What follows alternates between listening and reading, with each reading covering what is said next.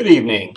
Welcome to the ShadowTrader Video Weekly for Sunday, July 29th, 2018.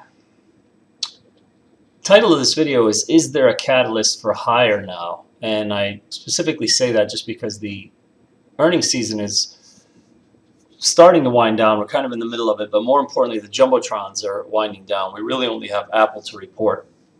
And I've been saying for a little while now that I feel like these are really the only stocks that are the big market movers, is the Facebook, Amazon, Netflix, Google, etc. Because they do shift the Nasdaq futures overnight so much, and it has big impact on the ES as well the next day. And you see these sort of outsized moves in the market. And so we're going to start with this chart of the NDX weekly purposely so that we can see the last two weekly bars in the Nasdaq 100. And note that all these jumbotrons have now come out except for Apple. The bigger ones are all released, and yet the NDX has actually failed to move higher on this news. And more importantly, or just as important I should say, you have a pretty large weekly topping tail in last week's bar in the NDX. And I've said many times that I'm not a big believer in the hammer bar. A lot of newer traders I think fall into that trap, that they always look for this pattern and they think it's such a strong reversal pattern and it always works, and it doesn't. But in the longer time frames, it is very, very important, and it does work very well. So I'm not that big of a believer when I see a hammer on a 5-minute or 15-minute or even on a daily. But when I see it on a weekly or on a monthly, it has a lot of import. It should be paid attention to. If you look back on weekly charts, it's very easy to see that these shadows generally hold prices and work as a turnaround area, right? Wherever you see the big shadow, right, to the downside, you can see prices are generally higher the next week, right? And the same thing on the upside. You see, like, this bar has a little bit has shadow. This is a very little one, but you can see here it does work pretty well. So seeing this topping tail here on the weekly obviously makes me believe that we will see some sort of pullback in price to here. We could come down to this 20 MA on the weekly. I don't know, but that is what I'm thinking for the next week. All right, Russell Muscle has turned into a 90-pound weekly. What do I mean by that? If you recall from prior videos last week's, I kept talking about this pattern here in the Russell. It looks like it's going to push the market higher, and for a while it looked like that was going to happen. We had the top here, we had the top here, and then what I liked was that this pullback here was so mild, just to the 20 MA, and then we rallied again. We had the triple top, and then instead of just going sideways, sideways to up, we had a pullback again to that same 20 MA area. Just one day of rally, and then Friday, out of the blue, the Russell just got destroyed. Small caps got destroyed. So I think you're stuck with all of this excess supply up here. These people are probably in a crowded trade, bad location, and I think they're going to be very surprised if we get a trend line break here, and that could happen. And that, I think, has possibility of tying in with that NDX topping tail and pulling the market a bit lower in the next, say, 1 to 2 weeks. So I'm already short some IWM here, long IWM puts. It would be interesting to see if next week this actually bounces a little bit higher. The easiest play would be for it to bounce higher, make a lower high of some sort, and then when it retests the line, boom, that's always your best short point. So you have a touch of the trend line, the slightest bounce higher, because this is generally going to create some sort of a reaction. If you get no reaction on Monday and it's just here and lower, that's a much more bearish signal. That tells you that traders are absolutely just ignoring the trend line support, and it's just like, forget it, it's going lower. And if so, you've got a target here to about 1630, and then the last one, the other pullback here, or rather swing low, is about 1615 or so. But I think the 1630 is what is imminent. That is the pattern that I call filling up the triangle generally, right? I look at it like this, and I just say, look, this is your triangle up here, and I call that filling it up because it basically fills up this space, and it comes from the hypotenuse down to the base. All right, so possible filling of the triangle in the Russell. All right, FANG is being declawed is my next bullet point. Why do I say that? Because it basically is. I think it's in the middle of a big reset, and nothing could be better, right? Because that's a buying opportunity someday, as opposed to charts to just go straight up in one direction. So Facebook, obviously a big reset. I didn't think the numbers were all that bad. They just basically didn't beat by enough, and plus you know that there's some negative news out there with the whole privacy thing and the EU thing, etc. So I think Facebook will shine again. Things you want to pay attention to, important signposts, very, very important. For instance, when you have equal highs, that's important. These are right at 180 at a big round number, so that's very, very important. So at some point, obviously, we'll move around, but you want to have an alert set right at that 180 because obviously it's important.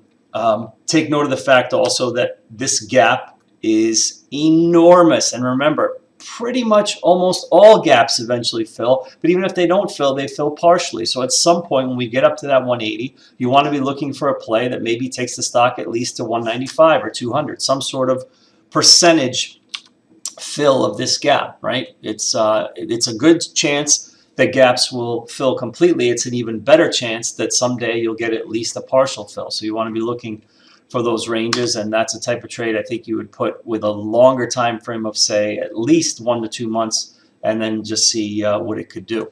All right, Amazon, also ugly candle on Friday on their report. Their report was Thursday, gapped it up to a brand new all-time high, went as high as 1880, but look at the close. Closed down at 1817, right? So lost over $60 there from high to low.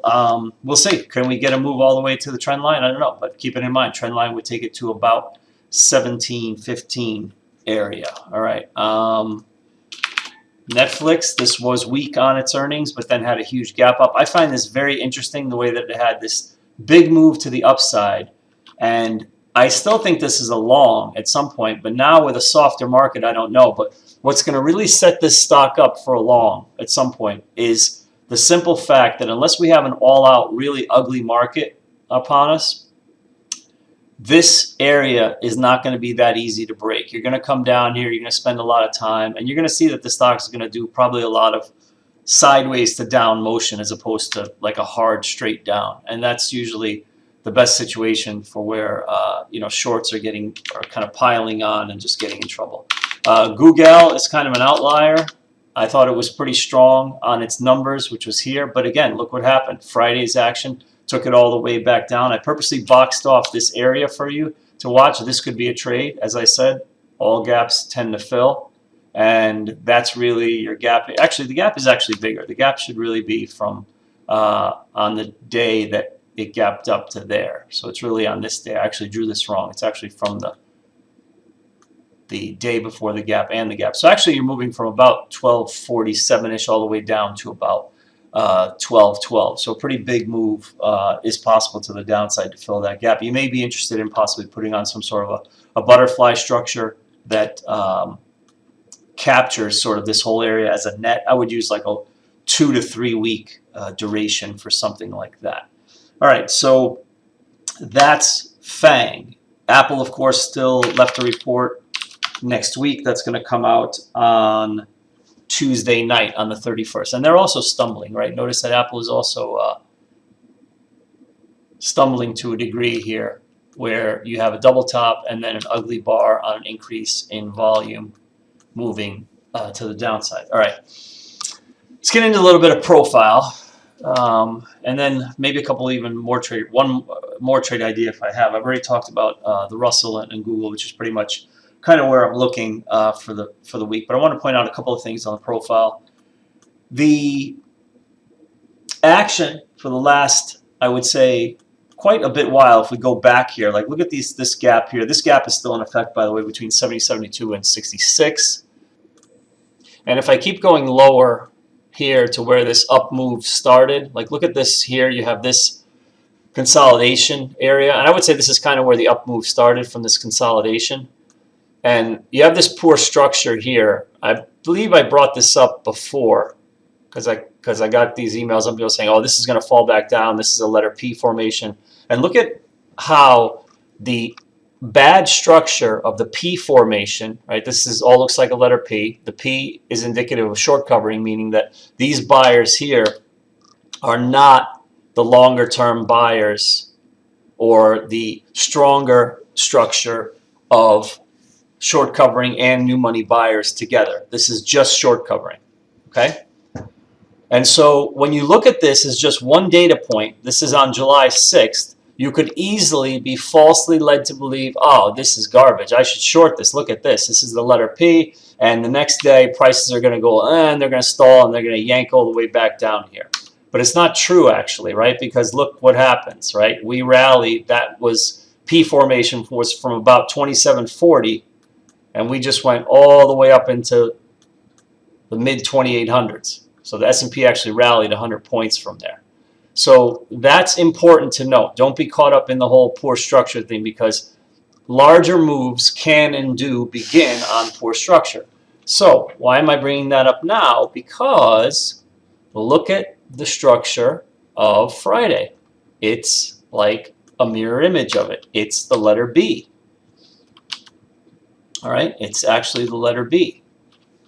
And that means that it's got this, and it's like this. It's the letter B. And what does that tell us? Well, much like the structure from the letter P is short covering, this tells us that the structure up here in the skinnier part of the profile is long liquidation, which is not as powerful as the combination of long liquidation and new money selling.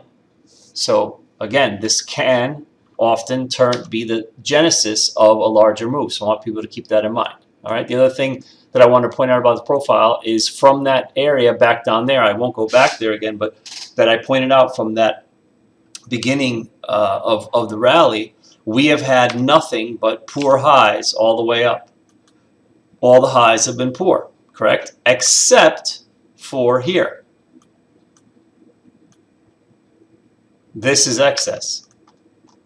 Not hugely, but certainly, you know, you only need 2 ticks to officially be excess. You've got this is excess, and this is kind of a spiky high. I think all of this is excess. So you do have an excess high in place. And since that excess high, you have not taken out that excess high. So for the first time in a long time, the auction has ended properly. The auction needs to end on excess, not on a flat top. So as far as market profile is concerned, the up auction is over, and we are in the beginning of the counter auction. We are in the middle of a down auction right now. All right, so those are some important nuances, I think, to keep in mind. All right, that's about it for this week's video. As I said, I had a couple of trade ideas, but I think I really went over them, because the ones I really want to share with you were the Russell, that I believe is a short to fill up the triangle, and I think the Google is a decent bet to move into its gap there. Okay. The other thing, I will leave you with one last item that I am interested in. That I do a lot of sort of intersector analysis during the course of the week, usually at the end of the week, and I like to look at sectors that sometimes are outliers and maybe wonder, is that going to help the market or hurt the market or whatever. And I'm interested in this sort of resurgence of financials, where on the one hand you have this choppy area here, which looks like the banks and the brokers and everything should be a short. But be careful, because if you look at it on the longer time frame here on the weeklies, it's a possible trend line break to the upside. And I'm just wondering if how that's going to play out in the market going forward. I'm just kind of playing devil's advocate. Like, I think the market is more short than long here, but then you have to look at those outliers that could kind of screw things up, that are either going to turn it into a not short market or turn it into a possibly just choppy market that's going to be hard to hold a short. So some of this stuff looks pretty strong. Like, for instance, somebody sent me something that was like looking at JPM on the short side, and you can see I set an alert here, and it's been up a number of days in a row, but to me it still has room here up to this resistance point, right? And if you look at it on the weekly, though, like, I wouldn't short this chart on the weekly, because look how much momentum it has. And I would be thinking to myself, well, why would it stop here? It's going to go to here. So this is the sort of thing that maybe pushes that XLF a little bit higher and maybe holds the S&P. I don't know. But that also is a good trade idea to note, because you have plenty of time elapsed here between this high and this high. Remember, you want to short the double top when a lot of time has elapsed. You don't want to short the double top when a short amount of time has elapsed. When it just goes zoop, zoop like that, that's probably going higher. You want to short the double top when it's like this and then a lot of time and like this, and that is fine to short. Okay, so JPM up here just under the 120, I think it's like 118.50 to 119. I think that could set up a decent short, which will probably move at least to the middle of the range. Like I'd be targeting at least like 115 to start and then down to about 112-ish. All right, that's all I have for you guys for this week. Hope you enjoyed it. My name is Peter Rezicek from ShadowTrader.net. On behalf of myself and the entire ShadowTrader team here in beautiful Philadelphia, Pennsylvania, as always, I wish you good trading and good night.